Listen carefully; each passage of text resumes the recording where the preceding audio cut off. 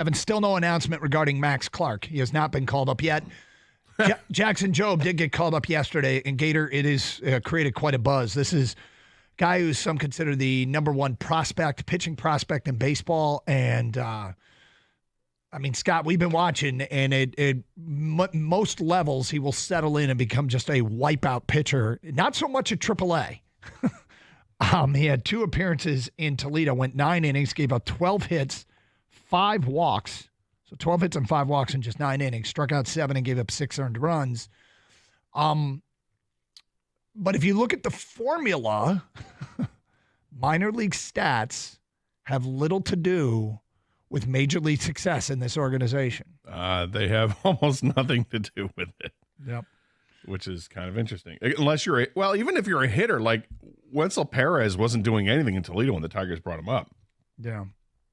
And so here we go with Jackson Jobe, who, look, he's hit 10. I saw he hit 101.8 at spring training with his fastball. Through his minor league stint this year, he pitched 91 and 2/3 at West Michigan area in Toledo. His ERA at those 3 stops, 2.36, 96 strikeouts and 91 and 2/3, but 45 walks. He's been known to walk people. Gator, well, that's new this year, though. He didn't walk anybody last year, so that's like that's a wrinkle this year that they gotta fix. Iron out. Yeah, at some point. That's what you do with a wrinkle. You wrinkle. Hey, don't fix the wrinkle. Yeah. Fix that wrinkle. Okay. No, you're ironing the wrinkles. Yes.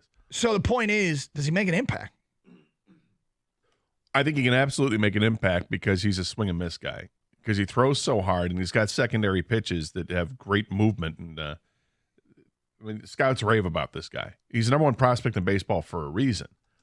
And you think about putting him in a leverage situation where you need a strikeout, here comes Jackson Jobe, right? He can get that done. So I don't know if he's going to be a guy who's going to pitch multiple innings or if he's just a one-inning guy or, hey, we need to get this last out in the 8th inning. Can he do that? And then, he just pitches to one batter. Of course, that's the only way you can do it is if you get the last out of the inning with new rules in baseball. But I'm so excited about this because, talking to guys in the morning show, it felt like A.J. Hinch left that door just a little bit ajar when they talked to him about it a few weeks ago and said, what's the plan for Jackson Jobe? And because Scott Harris said, well, he's got to pitch in a minor still, got to pitch AAA. Well, then he got sent to AAA. Then he immediately got called up to AAA. I'm like, okay, well, he's got to go AAA before he comes to the Tigers. Is it still shot? Is that never going to happen? Well, he's got a lot of things to do, but but he didn't say no. And in the back of my mind, there was like this 3% chance. I'm like, is he ever going to get this chance? I doubt it. Come on. That's not going to happen. It's improbable. Well, so is this Tigers season. So it feels like anything is possible with this team. But, it's I don't think it was the easiest decision to make either with Shelby Miller being the guy who's going to be DFA'd. Now, Shelby Miller has had ups and downs on the season, but one thing Shelby Miller does is get lefties out. Lefties hit 122 against Shelby Miller with a 417 OPS. That's remarkably great. And yet righties kill him. Yeah. And he's a right-handed pitcher, so he's got the reverse splits that don't make any sense. So you're getting rid of a guy who does have value. Now, the value might be from baseball 5 years ago more than it is today because the rules have changed and you have to face at least 3 hitters in the inning the whole bit. You're no longer just a lefty specialist. But there's still some value there. So they're giving up on that to bring in a guy who can reach triple digits and get swings and misses. So the other part of this, though, is, hi, kid, welcome. Here's the baseball. We need an out, and the playoffs are dependent on it. Like, it's a huge ask for a 22-year-old, and people talk about pitchers' makeups and all that. You really don't know how you're going to react in this kind of situation until you're in this kind of situation. And yet this whole team is guys like that. Maybe not to this point because nobody else has been called up right before the playoffs. Through this. But these guys they're all so young, and they're not oblivious to what's going on. They know full well what's going on here, but they're young enough to just being enjoying it here, and maybe not knowing any better than to act the way that you've always acted. I get it, but this is a different kind of ask.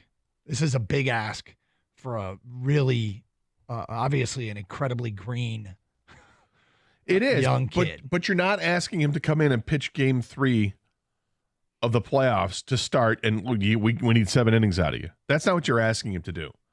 Well, clearly. Well, but I mean, it's a huge difference, though, because I think typically you would think if this team hadn't shown what they've shown over the last 2 months, where they're using bullpen starts, I think you would assume that he's coming in to start and he's going to have to go several innings, and he's not. No, if your point is there could be more stressful situations, of course there could be more stressful situations. I'm just saying this is one hell of a stressful situation for a kid to be handed the baseball, and he will likely get handed the baseball sometime in the next 6 games. But, again, makeup and reaction and maturity level, all those things. I got a kid who's 22, okay? I just keep thinking about that's how old Jackson Jobe is. It is amazing that he will be on the hill in one of these next 6 games in Detroit with potentially everything on the line. He also could be a guy who gets a Sunday start because they've already clinched and it doesn't really matter. Go eat up some innings and get some experience right now. That would be the best. That would be awesome. That would be the best way to use him. So the Magic number's at 6. Other games we're going to be watching throughout the day. Miami at Minnesota. Go Fish. Kansas City's at Washington. We're rooting for the Nationals there. Baltimore's in New York. And Houston's at Seattle. Houston won that game. Seattle won that game last night, so they're a game and a half back, so they should not be discounted here either.